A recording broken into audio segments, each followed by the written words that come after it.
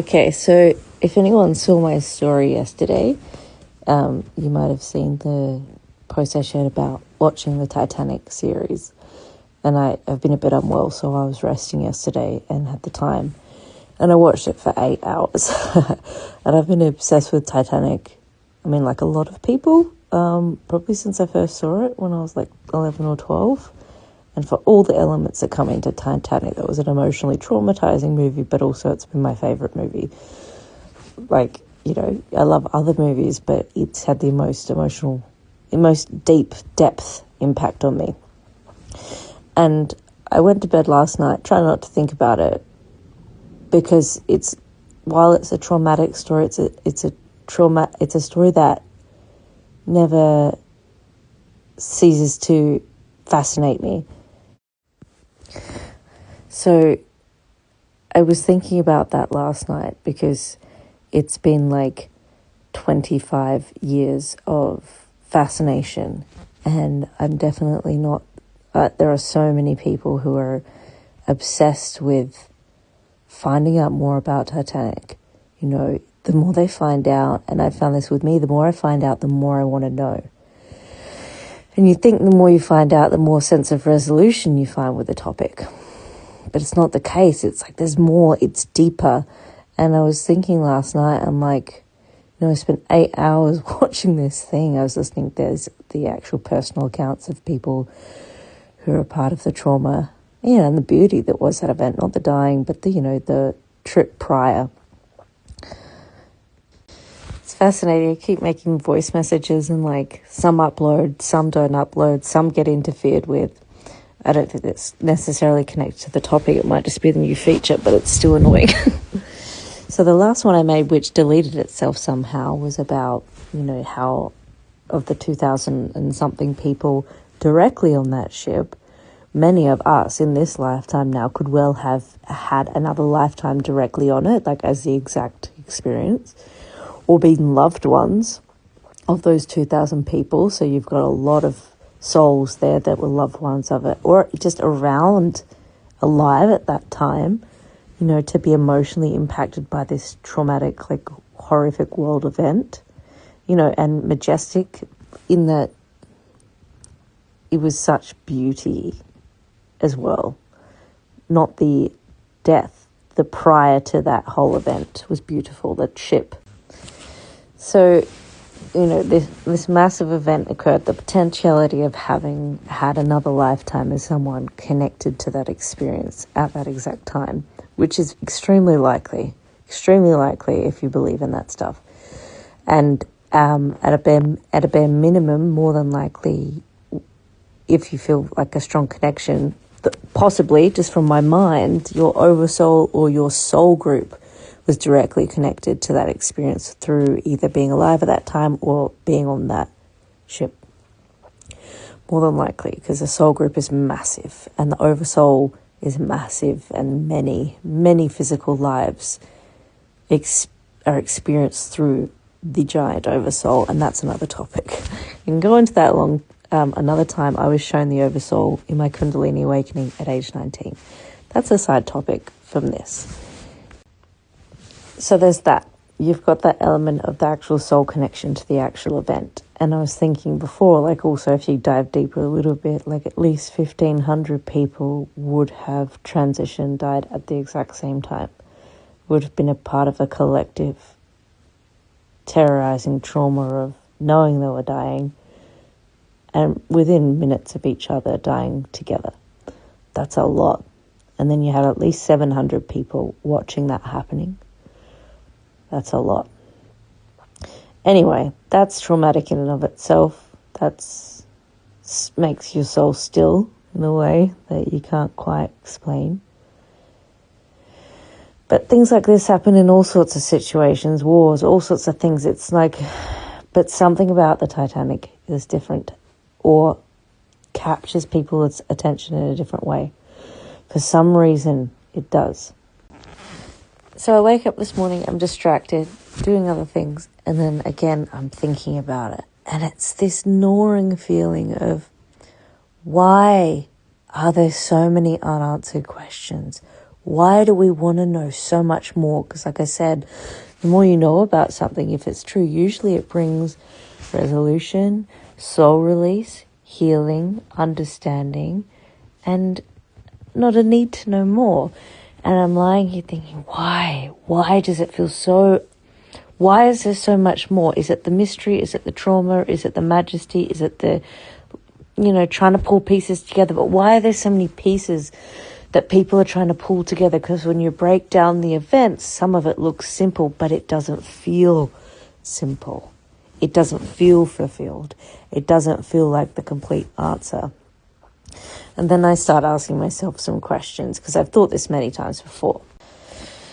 So I did wake up this morning and I thought, why didn't that California ship, respond to their distress signals? Apparently the captain went to bed. Apparently whoever was up misinterpreted the fireworks going off in the sky, the distress signals, the Morse code light distress signals, didn't understand it, apparently. That could be true. But then I was like, and I don't know if there's any truth to this, but like, were they not allowed to respond to the distress signals? Because the only ships that did respond were like too far away to get to them before everyone had, or a large number of people had died. Anyway, that's an inquiry, not a fact. But I also then remembered how when the world collapsed in 2020, that's not the right word, the world went into what it went into in 2020. The first day I heard about it, I was having a chiropractic session. I want to say I don't have specific answers. These are questions I'm asking. But it reminded me, it took me back to with 2020. And I was on the chiropractic table. And this is when I first became aware of what was going on to certain degrees, without real full information. And I just said to my chiropractor, this feels like Titanic. And if you look at the logistics of the two things, they're nothing alike. But somehow, I was like, something about this feels like Titanic.